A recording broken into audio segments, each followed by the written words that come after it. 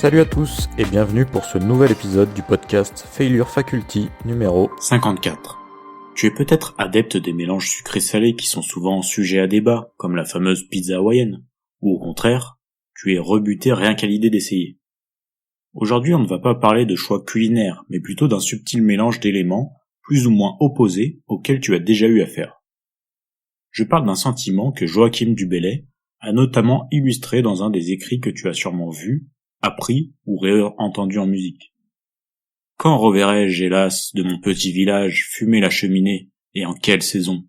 Reverrai-je le clos de ma pauvre maison, qui m'est une province et beaucoup d'avantages? La nostalgie est le mélange de la douceur et de la douleur des souvenirs. Elle mêle l'agréable, on se souvient des beaux instants, et le désagréable, on est triste que ces moments soient passés. On est alors en droit de se demander est-ce que ce sentiment de nostalgie est une bonne ou une mauvaise sensation. Et comme d'habitude, rien n'est jamais vraiment tout blanc ou tout noir. Tout d'abord, il faut réussir à voir que chacun ne gardera pas les mêmes souvenirs d'une situation donnée. Tu as certainement déjà reparlé d'un souvenir avec une personne, parmi tes amis, ta famille ou autre, et vous n'aviez pas la même vision d'un moment que vous aviez pourtant vécu ensemble. Notre cerveau a en fait tendance inconsciemment à créer des faux souvenirs, vus avec une nouvelle perception, en ajoutant de petits éléments, qui impliquent de légèrement modifier le souvenir. Au-delà du souvenir lui-même, chaque personne a ses propres déclencheurs nostalgiques. Une personne va avoir un odorat plus affûté, et va au contact d'une odeur se rappeler un souvenir, là où une autre peut être plus sensible à une musique, ou à un goût comme avec la fameuse Madeleine de Proust.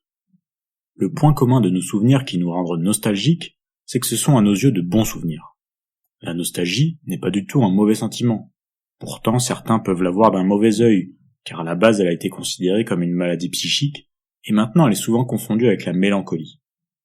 Là où la nostalgie est un sentiment transitoire, assez succinct, la mélancolie en serait en quelque sorte l'excès négatif, induit par le fait qu'on s'éternise plus ou moins volontairement dessus. C'est à ce moment que s'y accrochent des sentiments comme la tristesse, la déprime, la peine, la dépression, la souffrance, etc. Comme on l'a vu dans l'épisode précédent, où la principale problématique de la comparaison, c'est que l'on avait tendance à ne voir que les qualités d'une personne, quand on est nostalgique, il ne faut pas tomber dans le piège de comparer un contexte et une situation passée en l'idéalisant et en faisant ressortir que des bons points, une sorte de perfection utopique. Ça marche avec tout, une situation connue avec un ou une ex, une situation plus enfantine où la difficulté de tes choix semble seulement s'arrêter à quel starter Pokémon tu vas prendre, ou encore un simple lieu qui a pris dans ton esprit des proportions au-delà du réel. Surgissent alors les pensées bloquantes, le fameux « c'était mieux avant ». Le fait de se dire « oh là là, mais c'était tellement mieux » et de repenser de cette façon à toutes ces choses va en réalité t'amener à t'auto-bloquer ton instant présent. Tu te focalises sur tes anciens schémas qui ont fait qu'aujourd'hui tu ne te sens pas forcément bien. Au lieu de te cramponner à l'idée que le passé est meilleur, mieux et tellement parfait, tu devrais plutôt agir pour réactiver cet état d'âme. En faisant un retour en arrière, tu retrouveras des activités, des émotions et des façons de faire qui provoquaient en toi des sentiments heureux, qui te comblaient. Il ne faut pas chercher à vouloir faire revivre à la lettre ces souvenirs, mais plutôt tâcher de recréer ces sensations de plaisir dans le présent. La nostalgie peut être un bon indicateur que quelque chose ne fonctionne pas comme tu le voudrais dans ta vie. Arrête-toi un moment pour comprendre d'où vient cette vague de nostalgie. Des changements s'imposent peut-être pour retrouver ce qu'il y avait de si savoureux dans le passé. L'idée n'est pas de vouloir retrouver à tout prix une vie antérieure, mais plutôt de retrouver des moyens d'être heureux comme auparavant. Tu peux retrouver des pans de ta vie que tu as oubliés ou mis de côté, de par des actions concrètes comme appeler de vieux amis d'école, visiter ta région natale, mais aussi plus globalement en revoyant ton ordre des priorités, et donc ce qui importe vraiment, en fonction de l'analyse de ce qui t'a plu par le passé.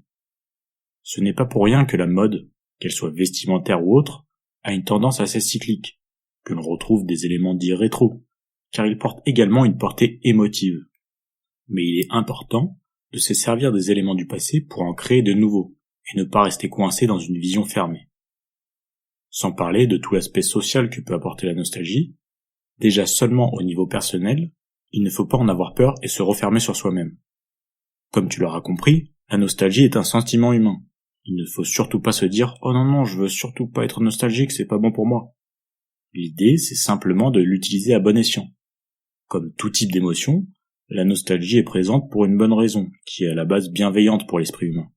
Seulement lorsqu'on ne gère pas l'émotion, c'est alors elle qui prend le dessus, et qui prend alors en quelque sorte le contrôle de notre vie. Alors simplement, sers-toi-en en positif, pour vivre ton présent de la meilleure des manières, et en gardant en tête que tes bons souvenirs de demain, c'est aujourd'hui que tu les vis. Et toi, vis-tu bloqué dans le passé ? Ou vis-tu à fond l'instant présent en prenant le temps de ressentir chaque sensation comme une nouvelle ?